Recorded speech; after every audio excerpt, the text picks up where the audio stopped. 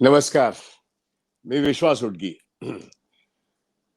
20 तारखेला म्हणजे येत्या सोमवारी या देशामध्ये लोकसभेच्या मला वाटतं 5व्या टप्प्याची निवडणूक आहे. 6व्या टप्प्याची निवडणूक 25 मेला आणि 7व्या टप्प्याची निवडणूक 1 जूनला आणि 4 जूनला एकूण निकाल लागतील. आता या 5व्या टप्प्यामध्ये महाराष्ट्रातल्या 13 जागा आहेत आणि उत्तर प्रदेशमधल्या 13 जागा आहेत. एकूण 49 जागांवरती जेव्हा ही लढत होत आहे, तेव्हा झारखंडमध्ये एक 5 जागा, बंगालमध्ये एक 5 जागा, बिहारमध्ये एक 7 जागा या पद्धतीने एकूण 49 जागा आहेत. पण त्यातल्या काही लक्षणीय लढती फार महत्वाच्या किंवा ज्याला आपण म्हणू very very important persons VVIP लढती या ठिकाणी उत्तर प्रदेश, बंगाल आणि मुंबईमध्ये दिसतात.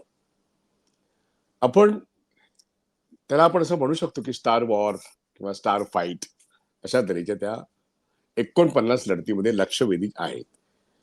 आता स्टार कोणाला म्हणावं किंवा कोणाला म्हणू नये याच्यापेक्षा आत्ता आपल्याला जे विश्लेषण करायचे आहे की पहिल्या 4 टप्प्यामधल्या निवडणुका झाल्यानंतर इंडिया अलायन्सला एक आघाडी मिळताना दिसते आणि म्हणून 400 पार असं म्हणणाऱ्या लोकांना आता असे प्रश्न विचारला लागण्यात आलेले आहेत की आपके पास प्लान बी क्या है.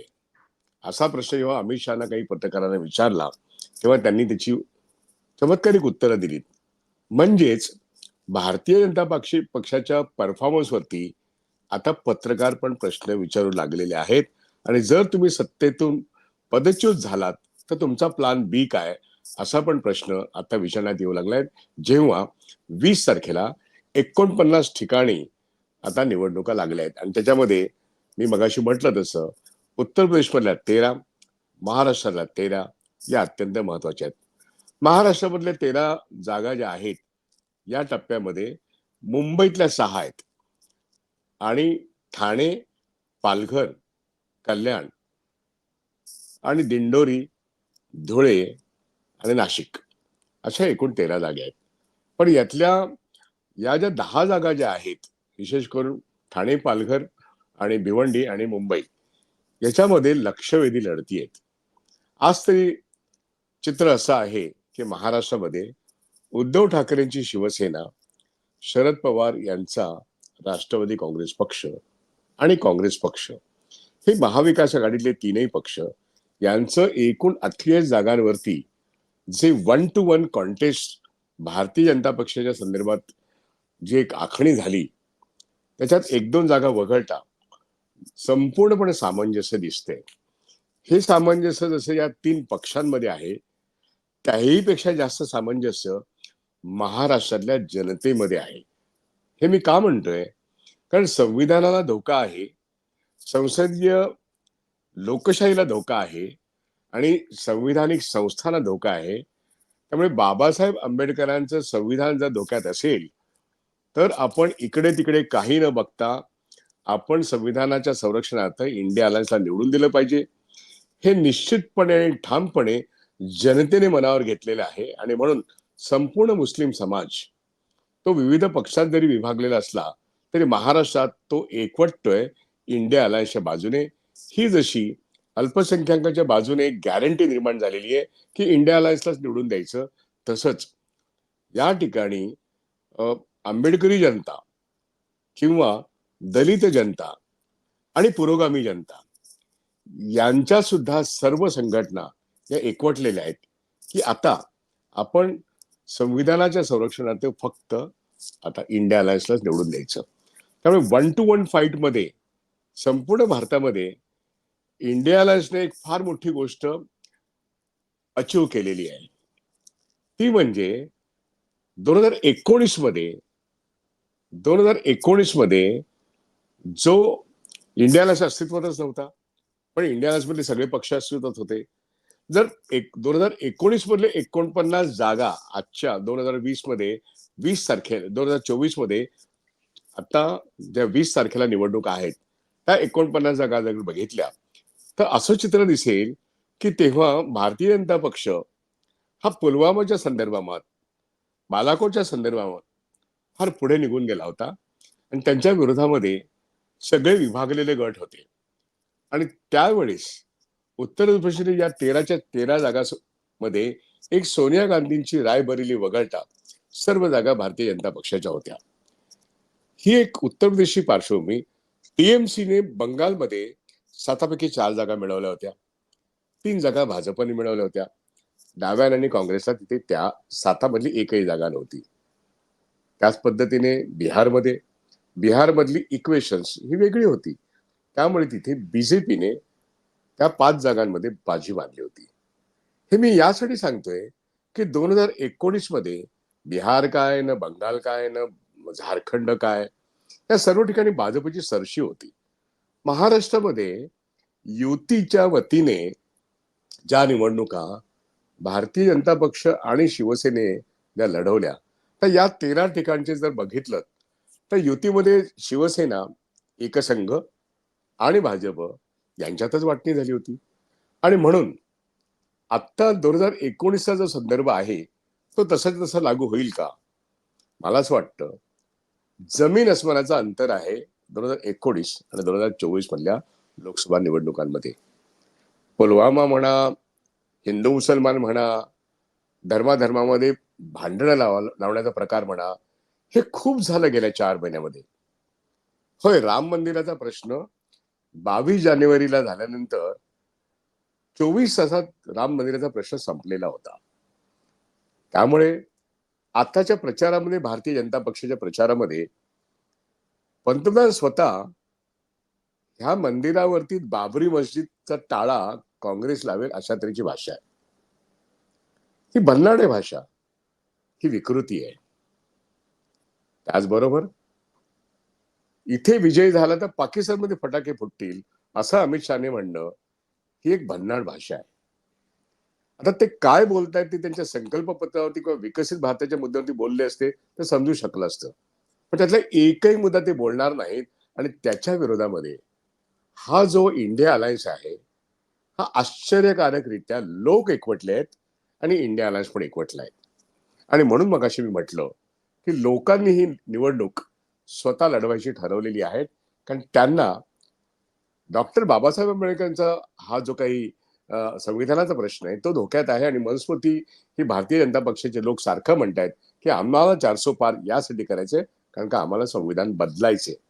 संविधान बदलणं आणि संविधानातल्या अमेंडमेंट्स म्हणजे त्याच्या स्ट्रक्चरला हात घालून ते पूर्णपणे बदलणं आणि मनुस्मृतीचं हिंदू राष्ट्र आणणं, हे बदल इथल्या या देशाच्या अल्पसंख्याकांना आणि बहुजनांना आणि दलितांना बिलकुल मंजूर नाहीयेत. तमाम सेक्युलर जनतेला ही अतिशय खेदाची गोष्ट वाटते. म्हणून सगळेजण मोदी आणि शहांवरती तुटून पडतायत. आणि म्हणून इंडिया अलायन्स मध्ये एक सगळे पक्ष नाही नाही म्हणत सगळे एकत्र आलेत, ते एकवटले आहेत.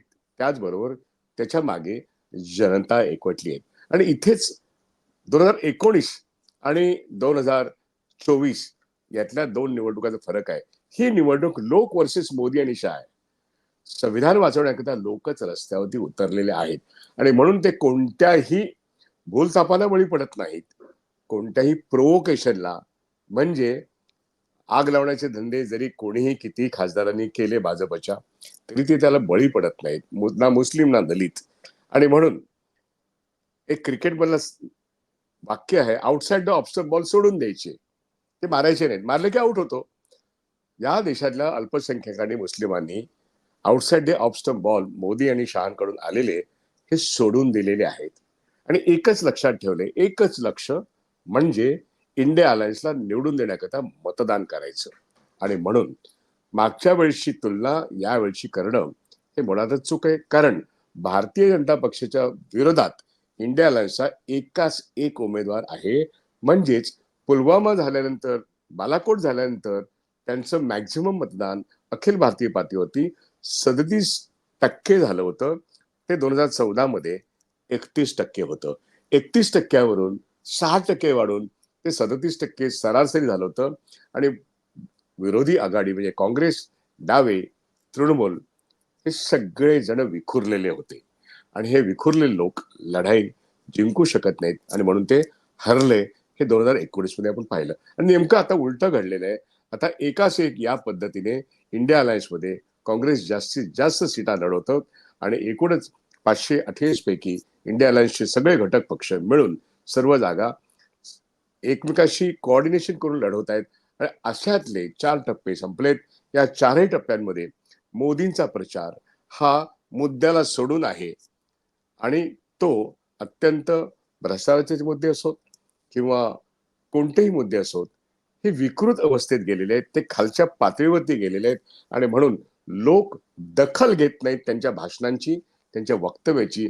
अशा या कालखंडात आज मुंबई शहरामध्ये दोघांच्याही सभा होत आहेत. एक महाविकास आघाडी म्हणजे इंडियाची सभा ही बांद्रा कुर्ला कॉम्प्लेक्सला होत आहे.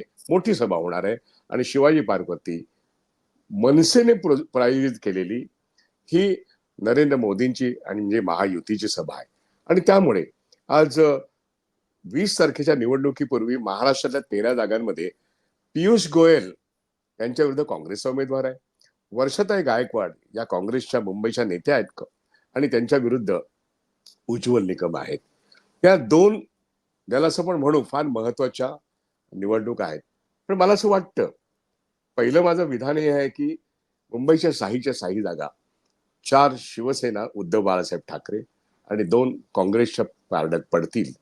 त्याचबरोबर ठाणे असो, भिवंडी असो, पालघर असो, या जागा निश्चितपणे या इंडिया अलायन्सच्या बाजूने येतील.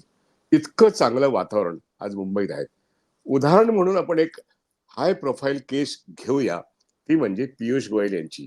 पियुष गोयल हे मुंबईचे, जरी त्यांच्याशी खूप जुना संबंध असला तरी मुंबईतून त्यांना उमेदवारी मिळेल असं त्यांनाही वाटलं नसेल. पण मुंबईतून त्यांची उमेदवारी ही माझ्या दृष्टीने जशी धारावी अदानींकडे येणं हा एक मोठा गेम प्लॅन आहे. मुंबई आणि MMRDA याच्या संदर्भामध्ये आता जे काही मुंबईतलं BPT, मुंबईतलं JNPT, मुंबईतली रेल्वे, एकूणच रेल्वे, त्यानंतर हवा सिव्हिल एव्हिएशन आणि मुंबईच्या MSEB वरती कंट्रोल करण्याचा प्रयत्न हा अदानी साम्राज्याकडे निश्चितपणे आहे. मुंबईचे अनेक उद्योग हे गुजरातकडे वळवण्याचा प्रयत्न जेव्हा मोदी आणि शाह करतायत, या संदर्भात आज पियुष गोयल यांची उमेदवारी ही उत्तर मुंबईमधून होते आणि त्या ठिकाणी एक काँग्रेसचा उमेदवार आहे, त्यांचं नाव भूषण पाटील. या ठिकाणी मागच्या वेळेस उर्मिला मातोंडकर आणि गोपाळ शेट्टी अशी जेव्हा लढत झाली होती, त्यावेळेस आज जो मी प्रश्न मांडतोय की मुंबई आणि MMRDA ही महाराष्ट्रापासून वेगळी करण्याचा एक मोठा डाव म्हणून पियुष गोयल यांची त्या ठिकाणची उमेदवारी आहे, हे माझं वक्तव्य धारावी जेव्हा अदानीकडे गेली तेव्हापासूनच आहे. आणि धारावी बचाव, मुंबई बचाव, आता मी म्हणेन MMRDA बचाव. कारण जर दुर्दैवाने मोदी सरकार पुन्हा आलं तर MMRDA हे महाराष्ट्रापासून वेगळं केलं जाईल आणि महाराष्ट्राचा 40 ते 45% GDP हा MMRDA मधून येतो. असं एक मोठं षडयंत्र या ठिकाणी आहे. पियुष गोयल हे त्याचे प्रतिनिधी आहेत, अदानी हे त्याचे प्रतिनिधी आहेत. पण पियुष गोयलचा पराभव हा निश्चितपणे होऊ घातलाय. मी उदाहरण देतो.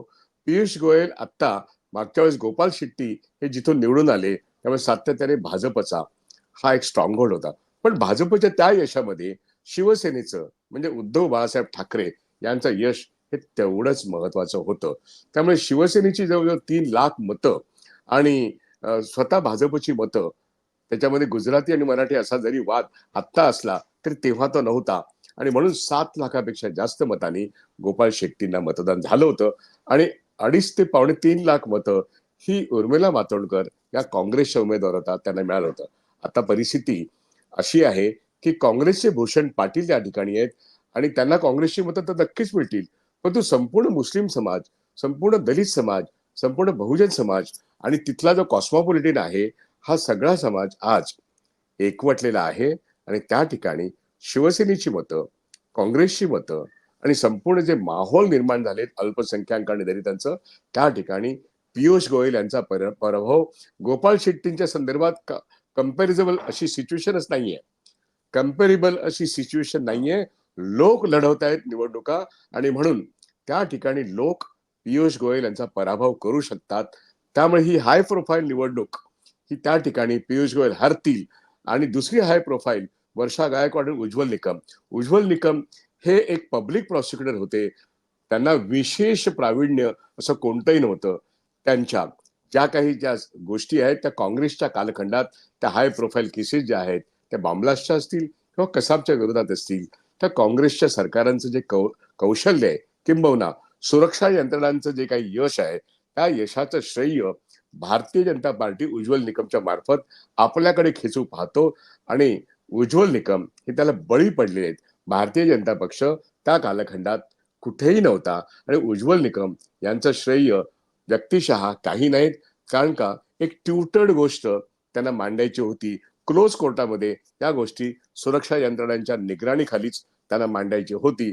अशा वेळेस भारतीय जनता पक्ष त्यांचा फायदा करून घेऊ इच्छित जरी असला तरी वर्षा गायकवाडांचं कर्तृत्व आणि नेतृत्व, त्या ठिकाणचं मुस्लिम, त्या ठिकाणचं संपूर्ण शिवसेनेचा कंट्रोल, त्या ठिकाणी काँग्रेसचं वोट जे म्हणजे ज्याला म्हणतात मायनॉरिटी वोट, दलित वोट, बहुजनांचं वोट आणि सुनील दत्त यांची जी काही संपूर्ण पूर्वीचं जे काही कर्तृत्व आहे त्याचा नक्कीच फायदा वर्षाताई गायकवाड, ज्या स्वतः एक उच्च विद्याविभूषित आहेत आणि त्यांचं मुंबई प्रदेश काँग्रेसच्या त्या प्रमुख आहेत. काँग्रेसच्या एक नेत्या, जरी त्यांची धारावी ही कॉन्स्टिट्युएन्सी दुसऱ्या ठिकाणी असलं तर शिवसेना आणि काँग्रेस या दोघांनी मिळून अनिल देसाई आणि वर्षा गायकवाड हे कसे निवडून येतील असाच डावपेच त्यांनी आखलाय. आणि अनिल देसाई तर निवडून येतीलच येतील, वर्षाताई गायकवाड पण निवडून येतील. आणि अरविंद सावंतांना तर केकवॉक आहे. अरविंद सावंत यामिनी जाधव यांचा ऍट इज पराभव करतील. हे जेव्हा यामिनी जाधव या त्यांनी फॉर्म भरला त्याच वेळेस जाधव पती पत्नी हे किती करप्ट आहेत आणि सुरतच्या मार्गाने ज्या पद्धतीने ते गुवाहाटीला गेले एकनाथ शिंदेबरोबर, कारण ईडीची नोटीस आलेलीच होती, त्यांच्यावरती ऑलरेडी अनेक इन्कम टॅक्सच्या नोटिसा आलेल्याच होत्या. ते चुकवण्याकरता आणि त्यांनी घबाड जी जमा केलेलं आहे ते वाचवण्याकरता आता तर त्यांना तिकीटच मिळालेलं आहे. त्यामुळे हे तिकीट मिळणं हे ठीक आहे, पण एकनाथ शिंदेकडे काय पर्याय होते. त्यामुळे अरविंद सावंत यांची विक्टरी, अनिल देसाईंची विजय, वर्षाताईंचा विजय आणि अर्थातच भूषण पाटील यांचा विजय, या सर्व गोष्टी म्हणजे एकूण 6च्या 6 जागा आता निश्चितपणे 4 उद्धव बाळासाहेब ठाकरे, 2 काँग्रेस, अशा मुंबईच्या 6 जागा, ठाण्याची जागा राजन विचारे राखणार, मोठ्या फरकाने राखतील असं आत्ताचं वातावरण आहे. उद्धव ठाकरे आणि अर्थातच शरद पवार हे महाराष्ट्राचे स्टार प्रचारक झालेत सर्वांच्या वतीने, महाविकास आघाडीच्या वतीने. आणि या ठिकाणी प्रियांका गांधी, राहुल गांधी आणि मल्लिकार्जुन खरगे आज येणारच आहेत. या सर्वांच्या संपूर्ण मिटिंगा जे झाल्या आहेत त्यातून संपूर्ण मतदार हा गल्वनाईज झालेला आहे. त्यामुळे आता 13 महाराष्ट्रातल्या जागांपैकी एखादी सीट हातातली जाईल, पण बाकी सर्व सीटा इंडिया अलायन्सकडे राहतील अशाच तऱ्हेचं वातावरण आहे. आणि आजच्या प्रचाराचा हा जवळजवळ शेवटचा दिवस आहे सर्वत्र. आणि 20 तारखेला मतदान हे नेहमीपेक्षा निदान 2 ते 3% जास्त होणं या ठिकाणी अपेक्षित आहे. हे झालं महाराष्ट्रातल्या महत्वाच्या जागांचं माझं विश्लेषण. आणि महाराष्ट्रातल्या मागच्या वेळेस या सर्व जागा होय भारतीय जनता पक्ष आणि त्यावेळचा शिवसेना यांच्याकडे होत्या. एक्झॅक्टली हे रिव्हर्स होणार आहे. आणि हे रिव्हर्स झाल्यानंतर भारतीय जनता पक्षाचा ग्राफ महाराष्ट्रात हा एकूण 48 मध्ये एका बाजूने इंडिया आघाडीला 39 जागा असतील आणि उर्वरित 8 ते 9 जागा ह्या भाजपच्या असतील किंवा त्यांच्या बरोबरीने अजित पवारांकडे एकही जागा असणार नाही अशा तऱ्हेची परिस्थिती निर्माण झालेली असेल असं मला स्पष्टपणे या ठिकाणी नोंदवायचंय. आपण आता आणखीन स्टार जागा ज्या आहेत त्या म्हणजे 20 तारखेला सोनिया गांधींनी जरी रायबरेलीला त्या ठिकाणी कॉन्टेस्ट केलं नाही तरी त्या ठिकाणी काँग्रेसने एक डावपेच म्हणून असं ठरवलं की ती जागा राहुल गांधींनी अमेठीच्या ऐवजी तिथे लढवावी. आणि त्या ठिकाणी मुख्य प्रचाराला वेळ त्यांना जरी नसला तरी प्रियंका गांधीने संपूर्णपणे ती प्रचाराची धुरा ही अमेठी आणि रायबरेली ह्या ठिकाणी करावी. या दोन्हीचा एक प्रश्न असा आहे की रायबरेली फार मोठ्या मताधिकाने सोनिया गांधी नेहमी जिंकत आल्या. ऐतिहासिक दृष्ट्या इंदिरा गांधीचा त्या ठिकाणी तिथे पराभव झालेला आहे, पण तो 77च्या आसपासचा आहे. मुद्दा असा की आता सोनिया गांधींची सातत्याची जी काही विजयाची ही गोष्ट आहे त्याच्यामध्ये राहुल गांधी स्वतः त्या ठिकाणी असल्यामुळे ते तिथे जिंकतीलच. मुद्दा मागच्या वेळेस 50,000 हे राहुल गांधी अमेठीमधून हारले होते. अमेठीमध्ये राहुल गांधींचे जे मॅनेजर होते पूर्वी, ते म्हणजे त्यांचं नाव शर्मा, किशोरीलाल शर्मा, हे त्या ठिकाणी आता उमेदवार आहेत आणि प्रचार करताना राहुल गांधी पण प्रचार करतात आणि स्वतः प्रियांका गांधी पण त्या ठिकाणी सतत प्रचाराची ठाण मांडून आहेत. अशा एका अवस्थेत तो 50,000चा 2019च्या संदर्भातला जो काही पराभव होता, तो वाईप आउट होऊन मोठ्या फरकाने आता संपूर्ण उत्तर प्रदेशमध्ये जर खरं सांगायचं झालं तर उत्तर प्रदेशमध्ये चलनी नाणं हे अखिलेश यादव आहे आणि त्याच्या बरोबरीने आज राहुल गांधी हे तिथे उभे आहेत आणि तिसरा तेजस्वी. त्यामुळे ह्या 3 युवा नेत्यांनी संपूर्ण बिहार आणि उत्तर प्रदेश या ठिकाणी सामाजिक न्याय, न्यायपत्रातल्या गोष्टी आणि ह्या तीनही राजकीय पक्षांमध्ये जो किसानांविषयीचा मुद्दा आहे, तो श्रमिकांविषयीचा मुद्दा आहे आणि जो अल्पसंख्याकांविषयीचा मुद्दा आहे, हा आत्ता जमिनीवरचं एक वास्तव जे आहे की लोक तेजस्वी यादव, अखिलेश आणि राहुल गांधी आणि प्रियांका गांधी यांच्या भोवती मोठ्या प्रमाणात जमतात. त्यामुळे एकूण 80 सीटांच्या उत्तर प्रदेशमध्ये जवळजवळ 35 पेक्षा जास्त जागा त्या अखिलेश यांच्या नेतृत्वाखालील समाजवादी पक्ष आणि काँग्रेसच्या त्या दोघांनी मिळून एक 17 जागा आणि 63 जागांची वाटप झालेली आहे. त्यामुळे एकमेकासाठी हे लोक एकत्र येऊन इंडिया अलायन्सला निवडून आणण्याकरता झटतायत. अशा एका पार्श्वभूमीवरती युपीतल्या 13 ज्या महत्वाच्या जागा आहेत त्याच्यामध्ये लखनौमध्ये राजनाथ सिंग आहेत. त्या ठिकाणी सतत भाजपचाच विजय होत असतो, याही वेळेस ती शक्यता आहे. परंतु अमेठी आणि रायबरेली या ठिकाणी मात्र काँग्रेसचे के एल शर्मा आणि राहुल गांधी यांचा मोठा विजय हा त्या ठिकाणी नोंदवला जाऊ शकतो. कारण जरी त्या ठिकाणी खालचे जर आमदार बघितलेत ते बरेचसे आमदार हे समाजवादी पक्षाचे आहेत आणि काँग्रेसचे एखाद जरी असला, बीजेपीचे काही लोक असले तरी एकूण खासदारकीसाठी वातावरण आज योगीच्या विरोधात आहे, मोदींच्या विरोधात आहेत आणि हे आता अखिलेश यादव हे समाजवादी पक्षाचं केवळ नेतृत्व करत नसून इंडिया आघाडीचं त्या संपूर्ण युपीमध्ये नेतृत्व करतायत आणि सोबतीला काँग्रेस पक्ष आहे आणि अर्थातच तेजस्वी यादव हे सुद्धा तिथल्या प्रचारामध्ये भाग घेतात. एकूण परिणाम असा आहे, या परिणामामध्ये या 13 जागांपैकी काँग्रेस या दोनही जागा रिटेन करेल. आज एक जागा राहुल गांधींची जी गेली होती अमेठीची, पण ते रायबरेलीतून निवडून येतील. ते अर्थातच अमेठीमधून के एल शर्मांच्या रूपाने काँग्रेस निवडून येईल. या जो 2 जागा काँग्रेसला मिळतील आणि स्वतः जे हे आहेत भाजपचे राजनाथ सिंग हे लखनौमधून निवडतील. पण अखिलेश आणि काँग्रेस यांच्या 13 पैकी किमान 5 जागा त्या ठिकाणी या टप्प्यामध्ये निवडून येऊ शकतात, असं आत्ताचं तिथलं वातावरण आहे. कारण 37% एका बाजूला जे बीजेपीचं आहे त्याच्या विरोधात हे सगळे जे एकवटलेले आहेत, हा एक ज्याला म्हणतो अपोजिशन युनिटी इंडेक्स हा त्या ठिकाणी निर्माण झालाय आणि म्हणून मागच्या वेळेस जे नव्हतं ते ह्या वेळेस आहे. लोक निवडणूक लढवत आहेत आणि अपोजिशनची युनिटी झालेली आहे, ती प्रत्येक राज्यात झाली आहे आणि म्हणून इंडिया अलायन्स, जितेगा इंडिया जुडेगा इंडिया, ही गोष्ट सिद्ध झालेली आहे आणि न्यायपत्रामध्ये सुद्धा लोकांना नारी न्याय असेल किंवा तुमचा श्रमिक न्याय असेल, किसान न्याय असेल किंवा एसएमई आणि एमएससी बद्दलचा जो न्यायपत्रातला भाग आहे, हा जवळजवळ समाजातल्या प्रत्येक घटकाला आकर्षित करून घेतोय आणि म्हणून या 13 ज्या काही जागा आहेत युपीतल्या, त्या ठिकाणी अमेठी आणि राहुल गांधी यांची रायबरेली या ठिकाणी ते विजय होतील याबद्दल कुणालाही शंका असण्याचं कारण नाही.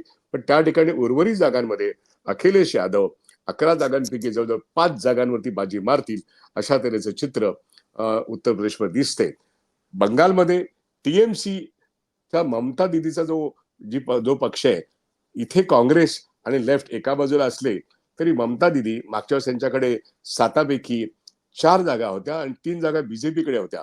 पण आता वातावरण इतकं बदललेलं आहे की सर्वच्या सर्व सीटा ममता दीदी कॅप्चर करू शकतात, एवढी त्यांची ताकद आहे. आणि होय, इंडिया आघाडीचे लोक त्या ठिकाणी एकवटलेले आहेत, कारण का किमान समान शत्रू हा मोदी आणि अमित शहा यांची हुकुमशाही हाच मुद्दा आहे.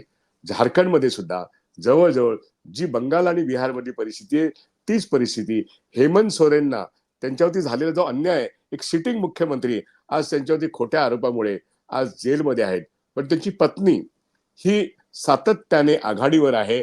आणि त्यांच्या मिटिंगा या लाखोंच्या प्रमाणामध्ये लोक अटेंड करतायत. स्वतः राहुल गांधींनी घेतलेल्या मिटिंगा, तेजस्वी यादव यांनी घेतलेल्या मिटिंगा, झारखंडमध्ये भारतीय जनता पक्ष आता ज्या ठिकाणी 4 ठिकाणी निवडणुका लढवत आहोत, मागच्या वेळेस जरी पूर्ण विजय मिळाला असला तरी यावेळेस पूर्ण भाजप सफासद होणं हे झारखंडमध्ये एक स्पष्टपणे दिसतंय. त्यामुळे झारखंड हा भाजपच्या हातातून निसटून जाईल.